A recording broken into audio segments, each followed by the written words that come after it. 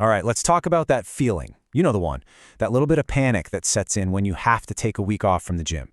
You start thinking that all your hard work is just gonna, poof, disappear. But is that really what happens? Let's dig into what the science actually says about taking a break and losing your gains. So this is the big one, right? The question that probably freaks us out the most and keeps us from taking a vacation or a much-needed rest week. The good news? The answer is nowhere near as scary as you probably think. We're going to break it all down, and I have a feeling you're going to feel a whole lot better by the end of this. Yeah, it's a super frustrating feeling, right? You look in the mirror after a few days off and you swear you're shrinking. It feels like everything you've worked for is just melting away. But what's really going on under the hood is a much more optimistic and, honestly, a much more interesting story. So, to really get to the bottom of this, we've got to push past that gym anxiety and look at the actual physiology. Let's get into the science of what happens when your body stops getting that regular training stimulus. So, there's actually a scientific name for this whole process. It's called detraining.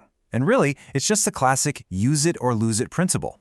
See, your body is incredibly smart and efficient. It doesn't want to waste precious energy maintaining all that muscle if it doesn't think you need it anymore. So, this isn't you failing, it's your body just being smart and adapting. Okay, so how fast does this whole thing kick in? Well, it's definitely not overnight.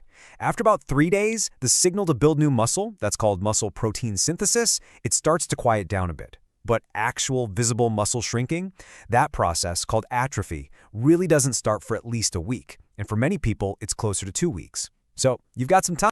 Now, this is a really important distinction that I think will bring you a ton of relief.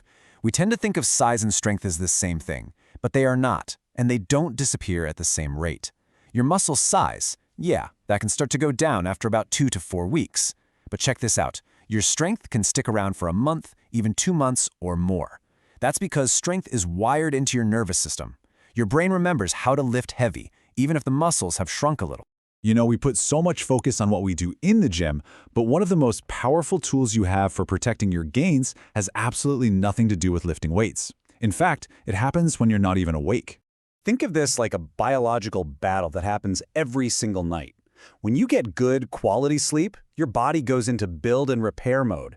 Anabolic hormones like growth hormone and testosterone go up. But when sleep is bad, the whole thing flips. The stress hormone cortisol spikes, which literally breaks down muscle tissue, and those crucial muscle-building signals just plummet. And let's put some hard numbers to that.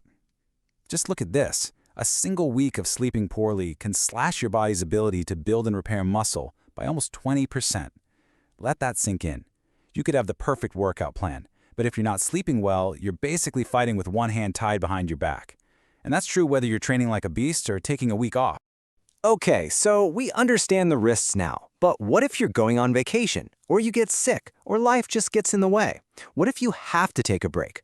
Well, the good news is you can be proactive, you can protect your progress, and it takes way less work than you think. Okay, get ready for this, because this number is a total game changer. Research shows that you can hold on to pretty much all of your muscle and strength with as little as 1/3 of your normal training volume. No, that's not a typo. Not half, 1/3. That's it. That's all it takes to send your body the signal that says, hey, we still need this muscle. Don't get rid of it.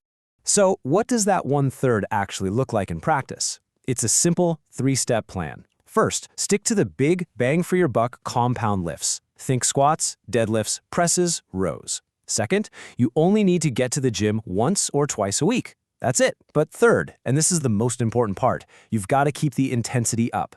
Lifting relatively heavy is the key signal to your body to hold on to that hard-earned strength. Of course, training is only one piece of the puzzle. Can't just do a couple heavy sets and then eat junk food.